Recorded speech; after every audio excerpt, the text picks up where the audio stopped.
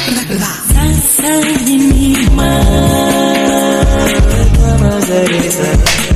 Friends, welcome back to MPS Media.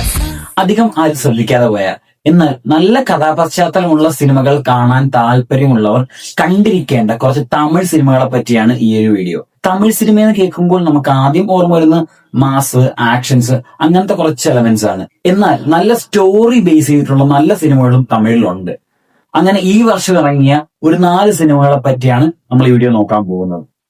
First one, പറന്ത് പോ. തമിഴില് തന്നെ one of the best director എന്ന് പറയാൻ പറ്റുന്ന റാം തിരക്കഥ എഴുതി സംവിധാനം ചെയ്ത ചിത്രം. കുറച്ച് വികൃതിയൊക്കെ ഉള്ള ഒരു 8 വയസ്സുകാരൻ പയ്യന്റെയും അവന്റെ അച്ഛന്റെയും ജീവിതത്തിൽ നടക്കുന്ന കുറച്ച് നല്ല നിമിഷങ്ങളിലൂടെ കടന്നു പോകുന്ന ചിത്രമാണ് പറന്ത് പോ. അമ്മ തന്റെ ജോലിയുടെ ആവശ്യങ്ങൾക്ക് വേണ്ടി കോയമ്പത്തൂരിലേക്ക് പോകുന്നു. അപ്പൊ അവരുടെ ലോൺലെസ് മാറ്റാൻ വേണ്ടി അവർ ചെറുതായിട്ടൊന്ന് കറങ്ങാൻ പുറത്തു പോകുന്നു.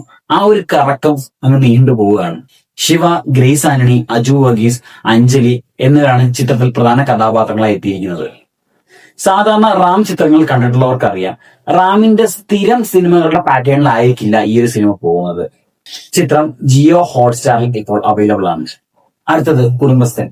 രാജേശ്വർ കാളിസ്വാമി ആദ്യമായി തിരക്കഥ എഴുതി സംവിധാനം ചെയ്ത ചിത്രം. നവീൻ എന്നൊരു മിഡിൽ ക്ലാസ് ചെറുപ്പക്കാരനെ അവന്റെ ജീവിതത്തിൽ നടക്കുന്ന കുറച്ച് സംഭവങ്ങളെയാണ് ചിത്രം നമുക്ക് കാണിച്ചു തരുന്നത്. നവീന്റേത് ഒരു ലവ് മാരേജ് ആയിരുന്നു. അതിൻ്റെതായ കുറച്ച് പ്രശ്നങ്ങൾ വീട്ടിൽ ഓടുന്നുണ്ട്. ഒരു സിറ്റുവേഷനിൽ നവീന്റെ ജോലി നഷ്ടപ്പെടുന്നു. പിന്നീട് നവീൻ ഉണ്ടാകുന്ന കുറച്ച് ബുദ്ധിമുട്ടുകളെ നല്ല രസകരമായ രീതിയിൽ കോമഡി രൂപത്തിൽ അവതരിപ്പിച്ചിരിക്കുകയാണ് ഈ ചിത്രം. ശരിക്കും ഒരു മിഡിൽ ക്ലാസ് ചെറുപ്പക്കാരന്റെ ജീവിതം അത് പച്ചയായി തുറന്നു കാണിച്ചിരിക്കുകയാണ്. രസകരമായിട്ട് കണ്ടിരിക്കാൻ പറ്റിയ one of the best Tamil cinema തന്നെയാണ് കുടുംബസ്ഥൻ. മണികണ്ഠനാണ് നവീൻ എന്ന കഥാപാത്രത്തെ അവതരിപ്പിച്ചിരിക്കുന്നത്. ഗുരു സോമസുന്ദരം മറ്റൊരു പ്രധാന കഥാപാത്രമായി ചിത്രത്തിൽ വരുന്നത്. ചിത്രം ഇപ്പോൾ C5 അവൈലബിൾ ആണ്. അടുത്തത് മാരീശൻ. വി കൃഷ്ണമൂർത്തിയുടെ തിരക്കഥയിൽ സുധീഷങ്കർ സംവിധാനം ചെയ്ത ചിത്രം. അൽഷിമേഴ്സ് രോഗമുള്ള വേലായുധത്തെയും കള്ളനായ ദയയും പറ്റിയാണ് ചിത്രം പറഞ്ഞു പോകുന്നത്. വേലായുധത്തിന്റെ കയ്യിലുള്ള പണം തട്ടിയെടുക്കാനുള്ള ഉദ്ദേശത്തോടു കൂടി വേലായുധത്തിന്റെ കൂടെ ഒരു യാത്രയിൽ പുറപ്പെടുന്ന ദയ എന്ന കള്ളൻ. ഇങ്ങനെയാണ് ചിത്രം തുടങ്ങുന്നത്. ഫസ്റ്റ് ഹാഫില് കുറച്ച് കോമഡിയും കുറച്ച് ഫീൽ ഗുഡും മിക്സ് ചെയ്ത ഒരു റോഡ് മൂവി ആയിട്ട് നമുക്ക് തോന്നുമെങ്കിലും സെക്കൻഡ് ഹാഫിലേക്ക് വരുമ്പോൾ ഇതൊരു ത്രില്ലർ മൂഡിലേക്ക് ഗിയർ ഷിഫ്റ്റ് ചെയ്യാണ്.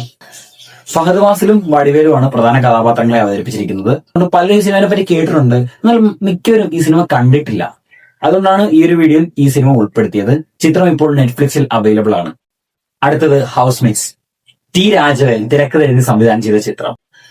ദർശൻ, കാളി വെങ്കട്ട്, ആർഷ ബൈജു, വിനോദിനി വൈദ്യനാഥൻ എന്നിവരാണ് ചിത്രത്തിൽ പ്രധാന കഥാപാത്രങ്ങളെ അവതരിപ്പിച്ചിരിക്കുന്നത്. ചിത്രം ഒരു ഹൊറർ ഫാന്റസി ജോണറിലാണ് വന്നിരിക്കുന്നത്.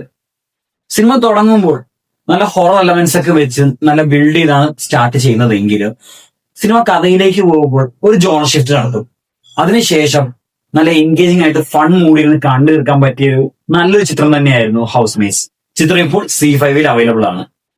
റീസെന്റ് ഇറങ്ങിയതിൽ വെച്ച് ബെസ്റ്റ് ആയ എന്നാൽ അധികം ആരും ശ്രദ്ധിക്കാതെ കുറച്ച് തമിഴ് സിനിമകൾ എനിക്ക് തോന്നിയത് ഇതൊക്കെയാണ്.